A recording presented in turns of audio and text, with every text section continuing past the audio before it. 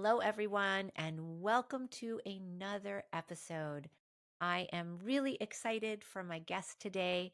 Uh, this woman has become very near and dear to my heart. I feel like we've gotten to spend some time together, and it's been amazing. And you're going to love her. You're going to love her heart and her realness. And I feel like that's one of the things that Dana really carries is she's very authentic and she's very real in spite of the profession that she's in. And I think that's why she's so good at it.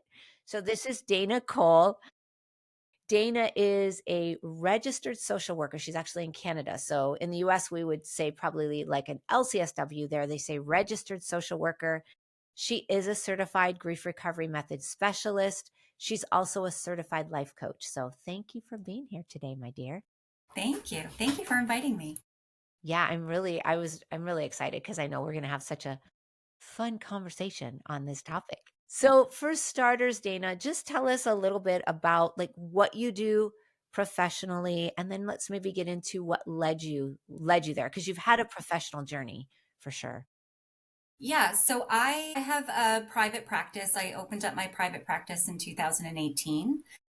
Prior to that, I did a lot of child protection work.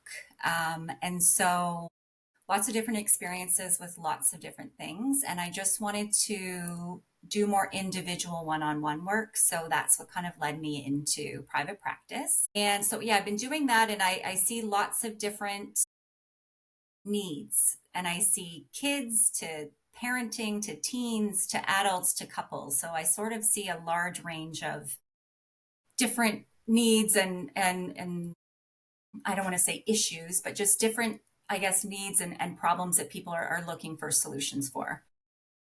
Yeah, so that's kind of where I am. I do some of the life coaching for people that are looking for wanting to make positive changes and sort of looking to make leaps and bounds of whatever they're looking for solutions that way too. And then recently I do grief now. So yeah. Well, I like what you said about the coaching too, because just for a moment, it's so true. I think sometimes people think we only see a professional when something's wrong. But sometimes on the coaching side, it's not necessarily that something is terribly wrong, but there's another level that I want to get to, and I need support to get to that level. So I think having the coaching side is nice. And do you find that also brings some balance to your practice because you get to kind of work with some different things? Yeah. And I think I blend both of them, right? Because some people, I think a lot of people are looking for solutions. When I talk to people, they're like, here's my problem and how do I fix it? And I'm always trying to figure out that sort of in between of that. So I think I incorporate a lot of coaching and social work into things as a nice blend sometimes.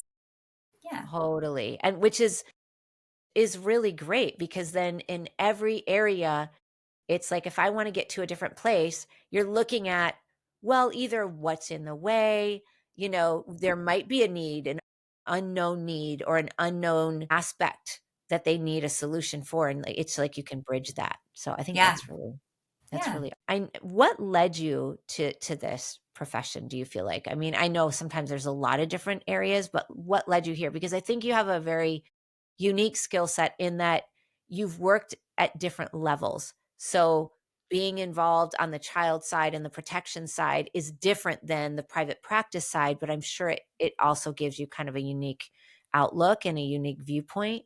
But what led you, let's say, to even child protection and those types of things? Well, I started out taking like child and youth work. So I really liked working with kids. I thought I wanted to be a teacher, actually. The child and youth and kid vein of things is sort of what I was directed into from high school. And some of the placements that I had, or like co ops, I don't know what you guys call them in the States, I dealt with a lot of behavioral children and youth. And so that sort of then steered me in that direction. And I worked in group homes and that sort of thing. And then I was like, I want to have more, I don't know if it's more impact or I want to have more, I don't know what the word I'm looking for is, not investment, but I wanted to be able to do more maybe than just working in the group home. I wanted to be more in the like family dynamic and what was going on. So then I went back to school and then started at, we call it CAS here, CPS. I started in child protection in the early 2000s. So then that also opened up different things like family situations, domestic violence, addiction, homelessness. So that sort of, then I sort of helped people with that. Family court became another big part of that I wasn't involved with before. I had a really excellent supervisor that helped me for 7 years really learn the skill of engagement. And I think that's probably the best skill I've learned because it's also engaging people that are difficult to engage. And I use that skill in my private practice daily, right? Because I have to engage teenagers that don't want to be there, or a couple that, the other partner has pulled them in. And so it's sort of, trying to engage people in a way that's not judgy. I think the judgment can kind of come to with hard to serve or addiction. People, don't want to talk about that because they're worried about what people are going to judge them on. So I feel like that was sort of my path that took me there. And then private practice, I wanted to do a lot more one-on-one. Like, let's talk about your history or your trauma and how that's led to this situation. So that's where I'm kind of at right now. Well, I think it's great. I love the engagement piece that you talked about because I think sometimes that can be missing, in certain types of services for various reasons. It's, obviously it can be, but that engagement piece is so key because it's trust building too. Yeah. Yeah, I also think engagement is about putting yourself, is empathy, like putting yourself in someone else's position and maybe talking from that space. And that space can be, I don't know, like, when teens come in my office, I'm like, do you want to be here?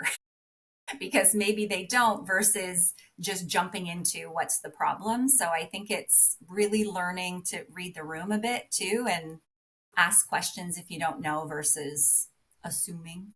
So, yeah. Yes. Well, and let me ask you too, is there any part of like your own story, like your upbringing or anything like that, that caused you to want to work with kids? Because you're really, really good with kids.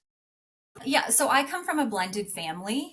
My parents divorced when I was quite young, and that wasn't the norm in the 80s. So I feel like that was a little bit of a unique situation. And, maybe didn't have the best family relationships. I didn't get along well with my mom, and so that sort of led to, I think, understanding things on a bit of a different level. I feel like when we come from difficult things, we also relate or engage with people differently, and I feel like people can pick up on that a bit too. So I say sometimes that people that get into this field for a reason, not just because they want to help people.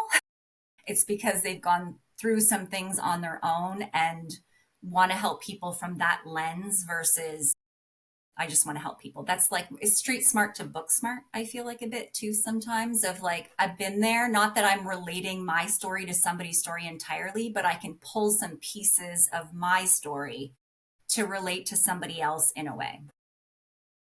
Totally. And thank you for sharing that because I think that's really important. I have a client she calls it lived experience. She's like, I want to work with somebody who has some lived experience. And not just lived experience because it happened, but lived experience because they've also walked through their own journey to a degree. And so they've got some wisdom, that can come in at the other side. So that makes so much sense. And then and this is where you and I intersected, is that you went and got certified in grief recovery. And so what caused you to add that component to, your practice? Yeah, grief and loss always scared me of how I'm going to assist people with that. So people would call me and I would be like, "Oh, not my forte, like not my thing," because I didn't know what to say. I think there's a lot of, I'm making an assumption about this, but I was in a position where I didn't know what to say and I didn't want to say the wrong thing. I don't have lived experience with death. And so I thought that's something that I'm not going to be able to relate to. So I'm just not going to touch that. And the amount of grief and loss that I saw over 6 years in all different ways, not just death and divorce that a lot of people seem to focus on as the only two losses. It kept coming up over and over and over again. And so I don't think that there's enough support for grief and loss. I didn't know who to refer to for grief and loss, so I thought I'll dive in. And I was nervous, but I was like, I'll dive in and learn something. That's That makes a lot of sense. Thank you for sharing that. Because, you and I were even talking before we got on how grief and loss it's in so many other places and it can be behind even certain behaviors, but there aren't always a lot of great tools and there's not a lot of great understanding about that. And so even though you'd had a lot of training and you'd seen a lot of things and you'd lived a lot of things, specific tools for grief and loss, it just wasn't something you had accessed yet. Yeah, and I think part of my story too with grief and loss is at 36, I sort of went on a decline my own mental health because I knew I wasn't going to have a family and have a baby. Nobody could really identify is that grief and loss for me. So I went to psychologists, social workers, doctors because I was like something is wrong. I kind of knew that I was sad about that, but I don't think anybody identified or asked me, could it be grief and loss? Could it be that you're grieving not having this future that you thought that you were going to have or this life that you thought you were going to have? That's an intangible loss that we don't talk enough about. I think if somebody were to ask me, could it be grief and loss? That would have at least like put me on that track because I just felt very off track with everything. And that would have been like, yeah, maybe that's what that is. Maybe I need to explore that more versus, things that people say that like just have a baby on your own. They say these things that I'm like, that's not what I want. I wanted a family and that experience that my friends had 13 years prior to that. So I think that question is really big for me now too when I work with people is to ask them that question. Could it be grief and loss? Doesn't mean it is, but could it be? So it gets people thinking like, could it be? People don't know there's over 40 different types of losses. So I learned that from grief recovery. I tell people that now to educate them because I didn't know that. So, Wow. Thank you for sharing that experience because here you were on this journey of something's wrong, like something's not right. And you're going to all these different places. And the reality was, oh my goodness, there's this loss of hopes, dreams, and expectations. And it's having a deep impact. And I think for anyone listening, I think this is actually a really important point because a lot of times we think of loss as a tangible thing, meaning I have I have something and now I don't have it anymore. It's a death or a divorce or we've moved or something. But in this case, it was this is a longing in my heart that I've had, and I'm coming face to face with I'm not going to have the future that I've wanted, that I've desired, that I've expected, that's been there. And this can be a very deep and devastating loss in a lot of ways. And yet here you were, and that was the experience, but you didn't realize the impact that it was having on you. yeah, and I think as a result, you can move into poor coping, right? So I changed a lot of my positive coping because I just felt very out of sorts. So I put on weight, like those sort of things happen. And then people will then just focus on weight versus what's going on? Like what's going on behind the surface here versus like a doctor would be like, well, you just have depression. You're just sad about that versus it's grief and loss. It's not depression. It's not that you need to just eat better food, right? Like I was like, this is a cumulative thing that is starting to happen. And people just like to focus on physical things that are going on and don't ask those questions of, could it be this? Tell me more about this situation. Like I always talk about like digging under things, like digging under a problem or I overthink. Well, why do you overthink and what's happening? So I think that that's a big missing piece too for grief and loss. And loss to me is tangled. It's not just one loss that we have. Just not having a baby and a family was loaded with a bunch of things too. So I feel like I try and validate that for people too. It's not just one specific loss. A lot of the times it's multiple losses that happen from one. Yes. So true. And a lot of times, like you said, it can be that that experience that I'm having right now of, oh, I'm this age and I'm realizing I thought I was going to be here at this point in my life, right? I thought this was going to be my future and now it's looking different. But like you said, that can be sitting on top of, I have a host of unprocessed pain around family that is actually getting really activated by this current loss. And now that's all piled up. And now I'm not coping well anymore. I'm going to these behaviors and I'm going to these things. And unfortunately, a lot of times when we go to just like you said, the psychology route, and I'm not against any of that. But when we go to that route where we don't access the pain in our heart, it just becomes about, well, I remember one woman called me and it wasn't that long ago, and she said she's been through this big loss, and it was like a loss of a spouse or something, and maybe it was a divorce. And she was working with this coach who said, "You need to go to the gym." And because she couldn't get herself to go to the gym, he was like, "Well, I can't work with you because you're not listening to me." Versus, like you said, let's get underneath that. Like, what's actually going on underneath? Like, what's in the heart? But I think to your point, a lot of people, even in professional places, sometimes are afraid of engaging that because they don't know what to do. Yeah, I think with grief and loss too, and I talk a lot more about grief and loss, that people don't know what to say when people have loss as well. So this is where these intellectual comments come in that aren't coming from the heart. They're well intended a lot of the times, but they don't fall well. They don't like, it doesn't land where they're hoping that it's going to land.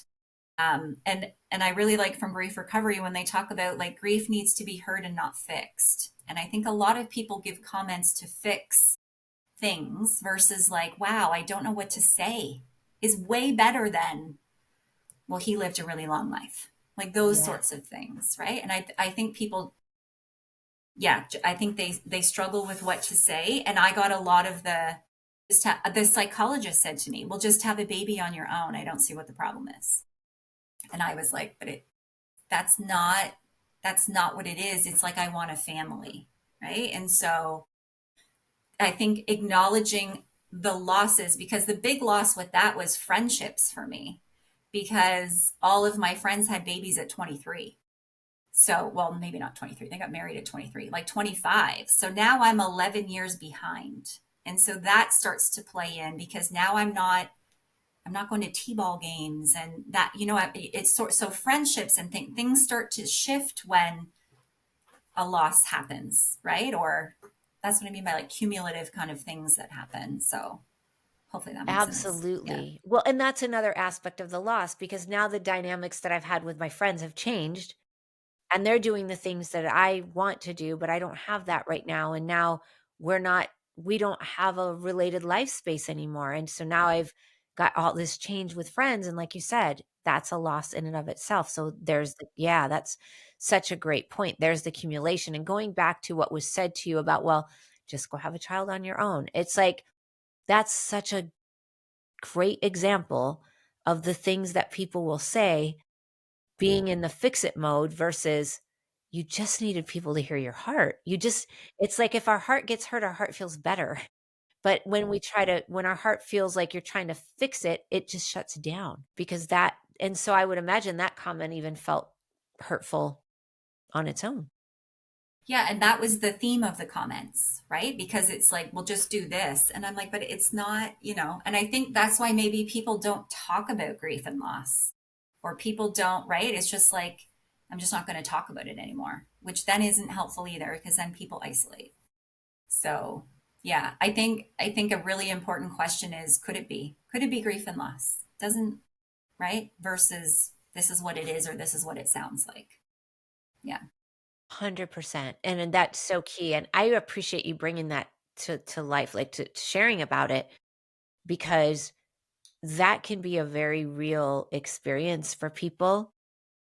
It's kind of similar for me in that I thought I would be in a different place at this age, and that's been a grieving experience for me. A lot of times too, the unfortunate thing is that when people do give fix-it comments like, "Well, you can just have a child," or, "Well, be grateful because you don't have this over here." Then what happens is, like you said, we're isolating, we're shutting down, and then now we're just carrying it around like a boulder, and now we're in unhealthy coping behaviors versus, "Man, I just need to share it and be heard.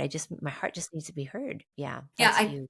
I think that's a really important point too, because poor coping is going to continue if hearts aren't heard, right? Because that's the outlet that I'm going to numb out with. So I'm going to numb out with food or booze or drugs or whatever that looks like. When I work with people with addiction, I'm like, let's go back.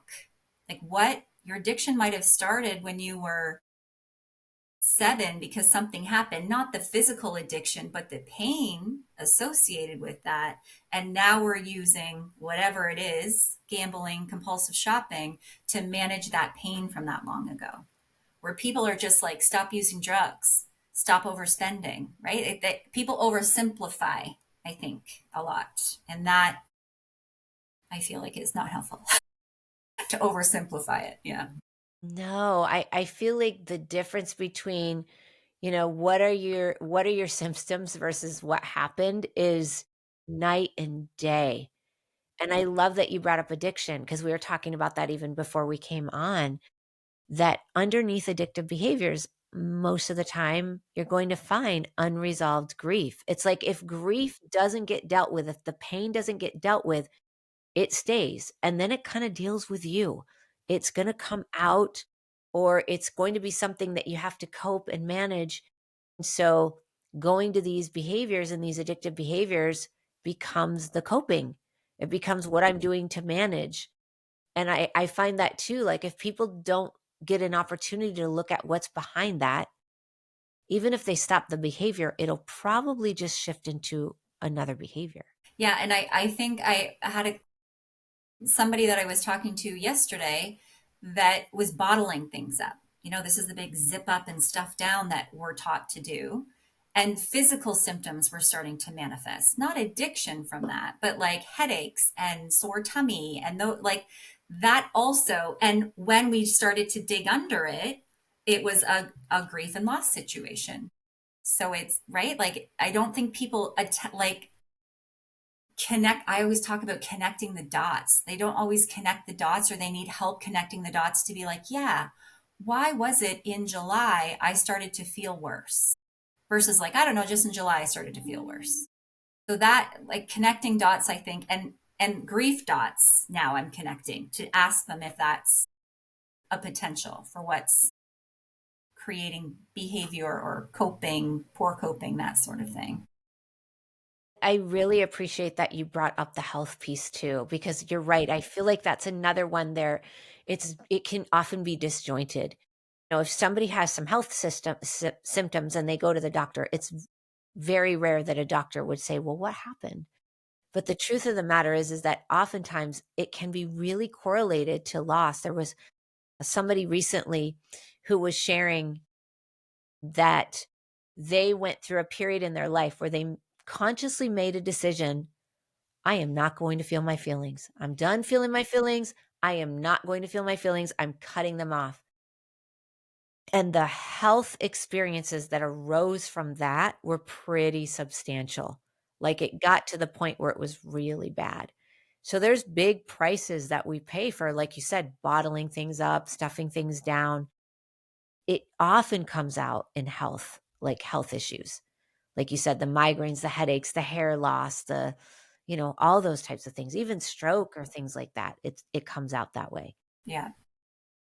And then I feel like if people aren't connected with somebody that's asking the right questions, then it's just like, well, you just have migraines versus they didn't. I always say to people, you weren't born with this thing most of the time. You weren't born with an addiction. Something has happened that's created that. So then we have to kind of go back to be like, what has created that?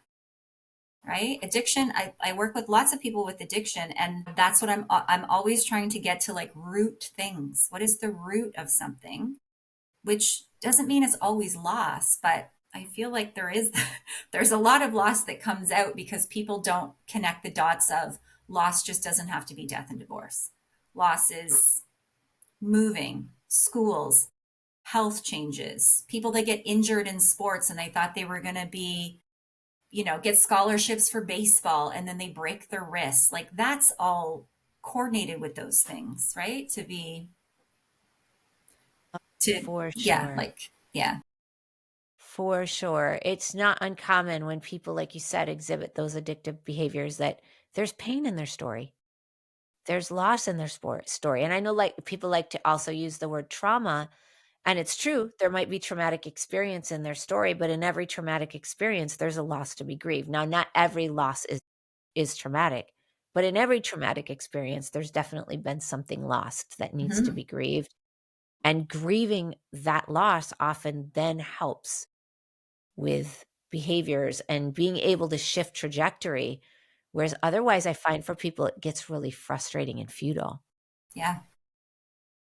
And I will say going through grief recovery myself has been a game changer. I'm not just saying that to say it. It's legit game changer for like how I manage emotions too. Like I feel like when we work through and we recover from some of that unresolved stuff, we're able to manage life a little bit differently, triggers differently, people differently that would make us upset. Like my level of anger, I think has significantly decreased.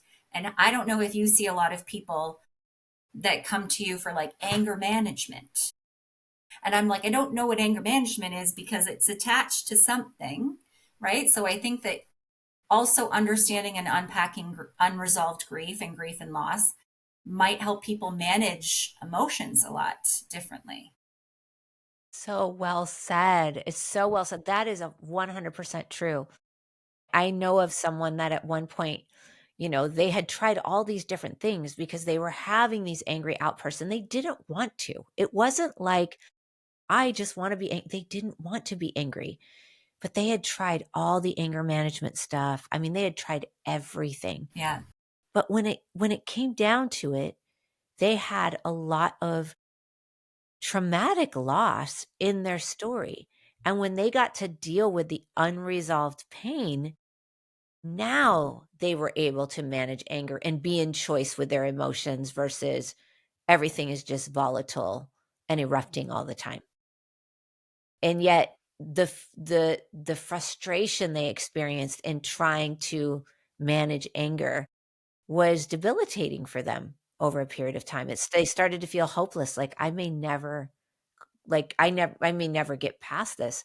And they were in a place where it was looking like they were going to lose things, they were going to lose family, they were going to lose things because of it.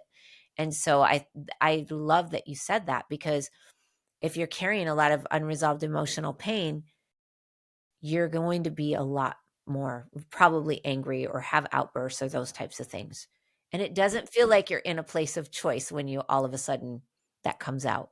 Yeah. I think this is also like identifying what the thing is or what the issue is or what the problem is versus anger, right? Like that's surface stuff. So I think if people start to look at grief and loss, and again, I'm not saying everything is grief and loss, but we can start asking that question.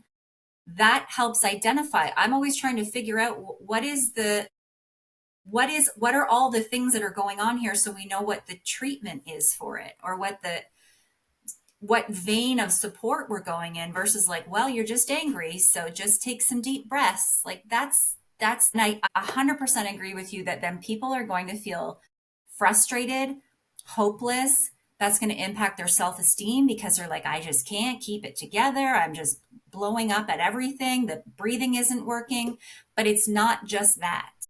And so that's oversimplifying, I think, again, a surface situation or issue that we're seeing versus trauma. Trauma and loss are huge. So, yeah, good point. Yeah, and when you can get to the root and resolve that and not have that pain anymore, doing breathing exercises or meditative type stuff for mindfulness, in my experience, then it becomes a lot more effective versus, oh, I heard one person describe unresolved grief, like when there's a lot, it's almost like trying to keep a beach ball underwater. You try to keep it underwater and it just keeps popping out Yeah, in all these different places. It's like if you deal with the beach ball, well, then the other modalities will work probably much better. agreed. Yeah. But if you're trying to deal with the beach ball, but use these modalities that aren't going to actually get it out, it's frustrating. Yeah, I like that analogy a lot. I It's thought good. that one was good too. Yeah, The beach ball underwater, I thought that was it's really, good. really good. Yeah, Yeah, yeah, good. yeah. I like that, and I like that idea too. I think it's important for people to understand, when we hear the word addiction, I think a lot of times it just can feel like, well, it's drugs or alcohol, and a lot of times it can be, but it can be any behavior that somebody is going to where they don't feel like they have power or choice over it. And that can be simple. We get feel addicted to our phones, social media, streaming. Like I'm spending hours and hours streaming, or I'm exercising and it's almost feeling like compulsive. Or, I just have a glass of wine every night, but now it's like, no, I have to have that in order to feel like I can function. So it might not be that I'm showing up and it's this major addiction that's disrupting everything, but if I'm exhibiting behaviors that I don't feel like I have choice over, that's a sign that there's probably something underneath that you're trying to cope with that needs to be dealt with. And then I think it's finding the supports or support Yeah. to unpack that and to talk about that, to be like, hey, this is sometimes, and you're very good at this, is like gently challenging people to be like, is it like the one glass a night, right, is not maybe a big thing. I know lots of people do that, but then if that's like, but that's what I do, and now this is my routine, so that I can make dinner, do the dishes, whatever that looks like, get the kids to bed, I don't know what that looks like, then that also is now coping, right? And I think that that's the pattern and routine of how I'm going to cope with something is, yeah, I think there's a lot of functional, I don't, addiction I feel like is a really strong word, but there's a lot of functional poor coping that lots of us engage in.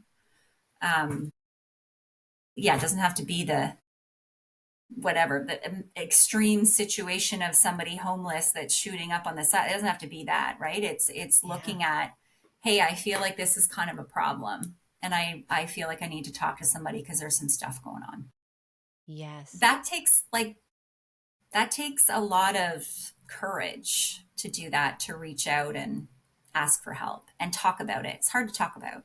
So I always give people a lot of kudos, to be like, good job getting here, good job coming to session, right? Because it's hard to get to. It's hard to talk about, I don't want to say dark things. There's probably dark things, but like deep seated things that we don't really want to talk about. I think that people need to give themselves more credit for reaching out and being like, I need some help. So, yeah, I totally agree. And yeah. again, I go back to that, the example in your own life that you gave of, sometimes it is, there's this life change, or like I said, this thing that I really thought was going to happen, or, I know for some people it's, they've gotten married and then the marriage isn't what they thought it was going to be. And so they're working on it, but they're not recognizing that, oh, my heart wants to grieve the loss of the expectation or the loss of what I thought this was going to be. And I think a lot of times those things get missed. And the challenge, is that when we're in, I like what you said, it's unhealthy coping. I might be functional, but it's unhealthy. I think the price that we often pay is that our life ends up being less than. In other words, when I'm in a lot of unhealthy coping, and maybe I'm functioning, but functioning is different than living. Living Good looks point. different. Living has some excitement and passion, and present moment experiences where when I step into coping and then I stay in coping and I stay in coping, I stay in coping, now I'm not in the present moment. I'm functioning, but that's different than living. And I really feel like as we're talking that there's someone or people that are listening that this might actually be hitting their heart. Like it might be hitting something of like, wow, that's how I'm feeling. And it's discouraging to hear that. And I just want to say, if that's you, there's another way. If this hits you, then I love what you said, Dana, about taking that step and talking to someone, or even just reflecting on, well, what is it that I'm trying to cope with instead of express? Like, what is really affecting me? Maybe there's something that is really affecting you that you just haven't wanted to admit is really bothering you. That might be a first step. But I think a lot of times those unhealthy coping behaviors can be ways that we can start to go, okay, I'm avoiding something. Yeah, and I'll add to that too is I think it's really important, and I anyone that comes to see me, I always talk about finding a really good fit. Finding a good fit of someone that you not only trust, but that you feel comfortable with, that you feel like they're meeting your needs. Some people just need to talk in session and have someone listen, and that's okay. Some people want tools. And I also just, if there's people listening too, that if you've been discouraged because you've reached out to a coach or a counselor or a therapist and it hasn't gone well, to not give up, like to just like try it one more time or see, just kind of continue to get support. I know that that's really difficult because people can be like, I tried it one time and it was terrible. And the girl told me to go to the gym and I didn't want to go to the gym. Like, there are people out there that are going to be a really good fit and are going to be in your corner. And I think that that's a huge message that I always try and give people, is to be like, please find a good fit and don't give up, even though it's discouraging if you have to go through a few people to find a really good fit. Nobody ever gave me that. I've seen lots of different counselors over my lifetime, and nobody ever gave me permission to shop around. So I always felt stuck working with people, and then I didn't get anything out of it. And so I always say, like, it's not going to hurt my feelings if I'm not a good fit for you, but please find somebody that's a good fit, because I needed to hear that when I was searching for support too. I think that's a really awesome statement, and I'm so glad you said that. And the other word that I got too is seasonal. Sometimes Mm, what's benefit for someone in a certain season, when they go to another season, that isn't a fit anymore, yeah, good, and that's good point. okay. Yeah. That's okay. I mean, I've even had that with people I've walked with where it was like, I was a good fit for a season, but I'm maybe not a good fit for this next season, or maybe, whatever. Or my season as a professional has changed and now I'm probably not the right person. And that's Yeah. okay. Yeah. I That love is that. totally okay. Yeah. And I feel like as professionals, even because you're really good about this, and I'm definitely this way too, we want to be really good about, I want the best possible care for the person who's in front of me. And there are some things that I'm great at, and there are other things that maybe somebody else is better at, and that's Mhm. okay. Yeah. That's okay. We wanna be very, like, client centric, but I think that's super important.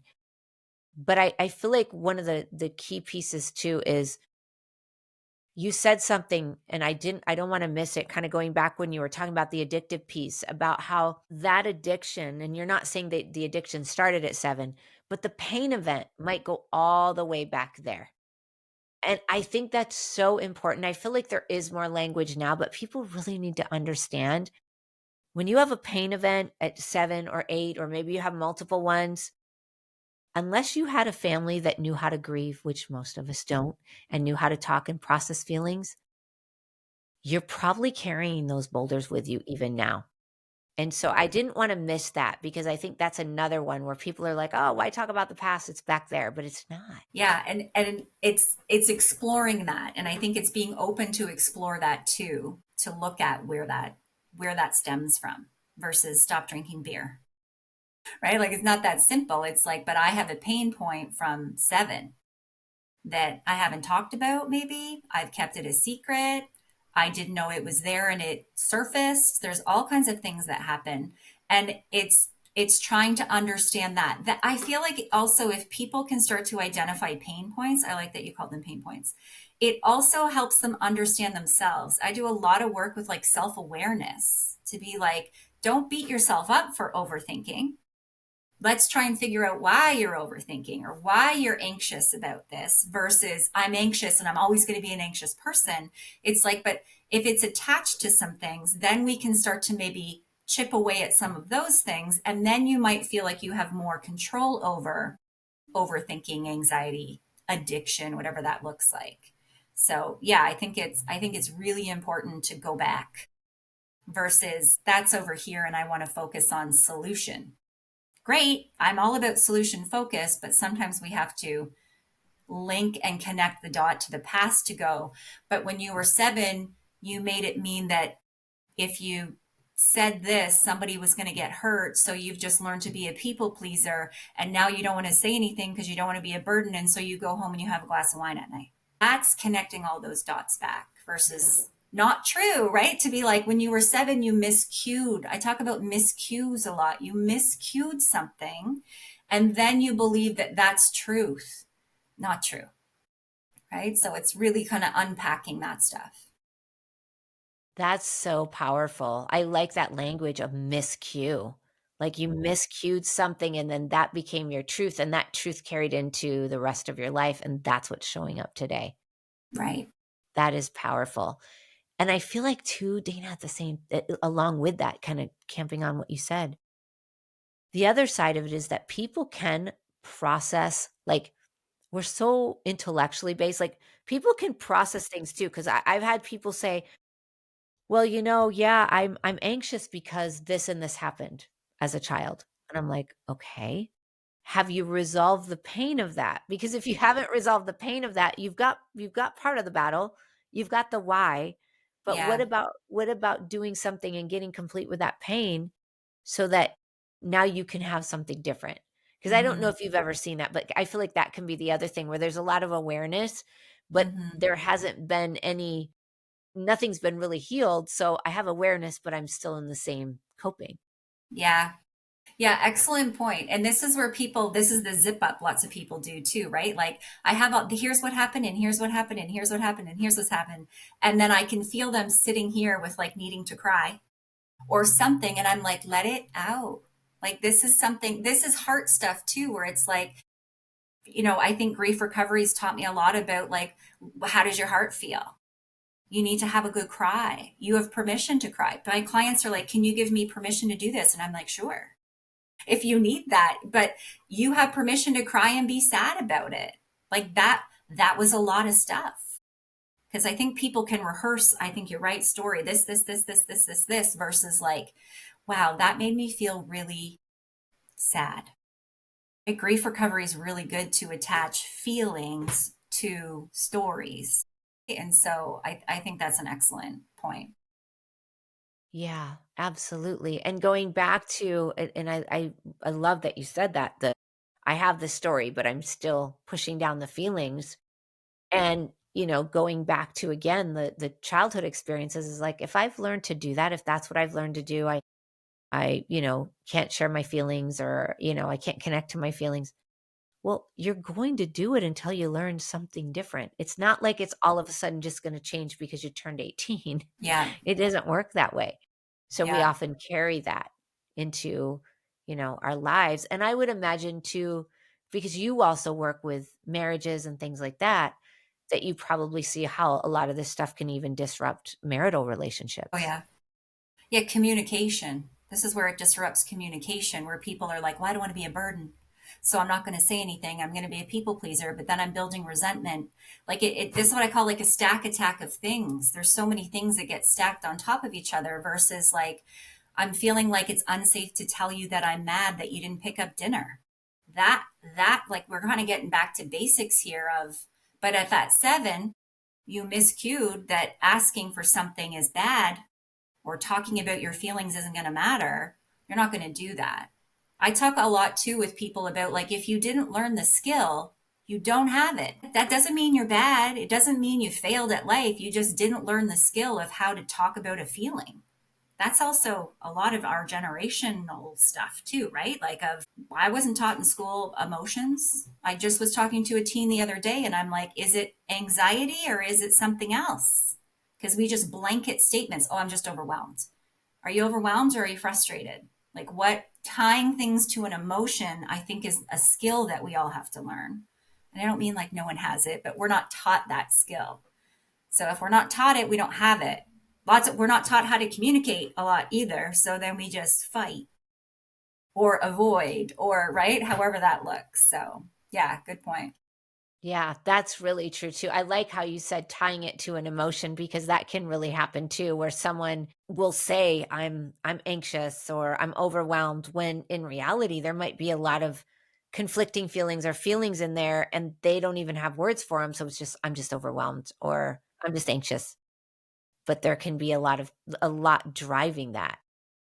Yeah, and then I feel like people are just going to be like, oh, you're always overwhelmed. You're always anxious. And that's not true. So then it's like identifying. I talk about the loop of like, we teach people how to treat us. So then it's communicating that situation made me feel really frustrated.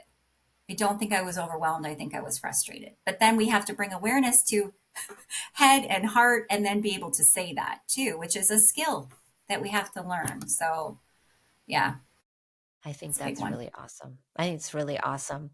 I think what's really awesome about you too, Dana, is that, I've worked with people, talked with people who've, worked in the field of child protection, like we call it CPS here. And it's not uncommon for people to get really jaded in that field because there's just a lot. You see a lot, you have to work with a lot. It can be frustrating. Sometimes the system doesn't do what it's meant to do. But I feel like, and I'm not saying you never had times where you're discouraged, but I feel like you actually took that experience and let it bring you even more deeply into helping people. And I think that's really unique. I don't know if I've necessarily heard that very often. Thank you. Yeah, I think it's the relatability of it too, and seeing people in a whole bunch of different situations that I wasn't raised in either, right? And so it's really trying to be, I think this is where like empathy and engagement really came in, to be like, okay, I can be really judgy and really mad at people and upset. I've seen lots of things that I'm not happy with, and I've been discouraged lots of times with systems, of course. But it's like, there are also people at the end of the day that have lots of trauma and lots of stuff. And if we can kind of see past this, is what I mean by surface stuff, addiction, criminal activity, eviction, I don't know how to take care of my kids. That's a surface behavior of something that's always deeper. And in child protection, I didn't have the opportunity or the time to dig into those things, to go, what's getting in the way here? What's happened that you don't know that you need to feed your baby every 3 hours? Like what's going on versus I'm going to take your kid because you can't feed her every 3 hours. So I think it's really helped me understand people at all different levels with all different kinds of things, to go, okay, I'd be in jails talking to people that were in jail where I was like, all right, like what, you had a gun, like what are we doing, like what's happening, versus you're out. Like that's it. I think it's the judgment piece. And so I say to my clients all the time, I have no judgment and nothing is going to surprise me. Somebody said that to you when you be like, oh, okay, good, because I got some stuff. So I think child protection is like, I've seen a lot of stuff, so nothing's really gonna surprise me. I think that's been really helpful. I don't mean that in a bad way. You know what I mean? Like it's a relatability to be like, yeah, it's there's lots of tough things that all of us have to kind of work through, right? And I think it's just trying to see people for people versus surface situations, right? Yes. Yeah. I really appreciate that. And I feel like that is the big message of our time is be curious versus judgmental. Hmm. I feel like if we can just get curious about like I'm showing up this way or I'm like we talked a lot about the unhealthy coping instead of beating yourself up going, "Oh, there it is again. I'm not coping I'm not doing things right." It's like look at it like, "Wait a minute. Why am I doing that? Like what's behind that?" And I probably need some support with what's behind that. And I love that you brought up the not judging and being curious because that's such a game changer. Growth can happen there. Hmm. Yeah, agree. Yeah. So awesome. Well, this has been amazing, Dana. Thank you so Yes. much for being on here. I will make sure to tag your website and everything so people can connect with you Great. because Dana offers a lot of great services. She does grief recovery, but she does a lot of other things too. And so I'm so honored. Thank you so Me much. too. Thank you so much. Bye, everyone. Bye.